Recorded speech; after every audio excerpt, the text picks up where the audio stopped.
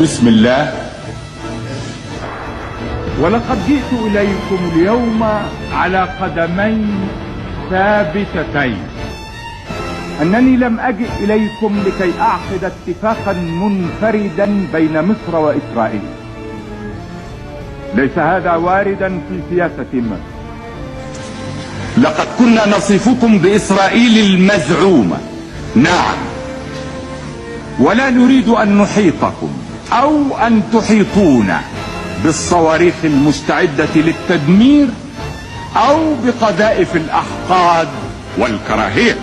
قد كان بيننا وبينكم جدار ضخم مرتفع حاولتم أن تبنوه على مدى ربع قرن من الزمان، ولكنه تحطم في عام 73.